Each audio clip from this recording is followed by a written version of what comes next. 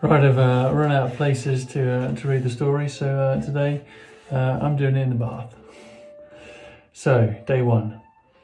The bus ride went really fast. I sat by the window and Jack was next to me in the aisle seat. Summer and Maya were in front of us. Everyone was in a good mood. Kind of loud, laughing a lot. I noticed right away that Julian wasn't on our bus, even though Henry and Miles were. I figured he must be on the other bus. Then I overheard Miles tell Amos that Julian ditched the grey trip because he thought the whole nature retreat thing was quote, unquote, dorky.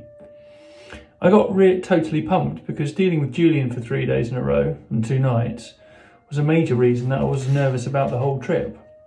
So now, without him there, I could really just relax and not worry about anything. We got to the nature reserve at around noon. The first thing we did was put our stuff down in the cabins. There were 3 bunk beds to every room, so me and Jack did rock, paper, scissors for the top bunk, and I won. Woohoo! And the other guys in the room were Reed and Tristan and Pablo and Nino. After we had lunch in the main cabin, we all went on a 2-hour guided nature hike through the woods. But these were not woods like the kind that they have in Central Park. These were real woods. Giant trees that almost totally blocked out the sunlight. Tangles of leaves and fallen tree trunks, howls and chirps and really loud bird calls. There was a slight fog too, like a pale blue smoke all around us. So cool. The nature guide pointed everything out to us, different types of tree we were passing, the insects inside the dead logs on the trail, the signs of deer and bears in the woods, what types of birds were whistling, and where to look for them. I realised that my Labotte hearing aids actually made me hear better than most people, because I was usually the first person to hear a new bird call.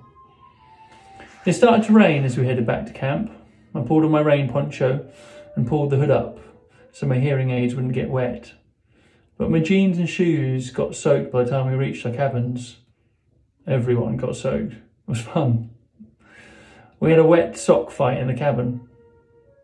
Since it rained for the rest of the day, we spent most of the afternoon goofing off in the rec room. They had a ping pong table and old style arcade games like Pac-Man and Missile Command that we played until dinner time, sorry. Luckily, by then it had stopped raining, so we got to have a real campfire cookout.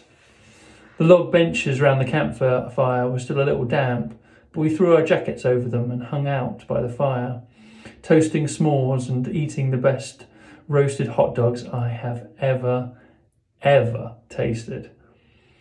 Mum was right about the mosquitoes. There were tons of them, but luckily I'd spritzed myself before I left the cabin and I wasn't eaten alive like some of the other kids were. I loved hanging out by the campfire after dark. I loved the way bits of fire dust would float up and disappear into the night air, and how the fire lit up people's faces. I loved the sound the fire made too, and how the woods were so dark that you couldn't see anything around you, and you look up and see a billion stars in the sky. The sky doesn't look like that in North River Heights. I've seen it look like that in Montauk though, like someone sprinkled salt on a shiny black table.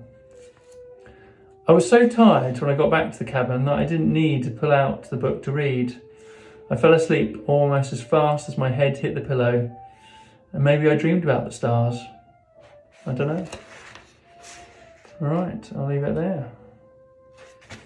All right.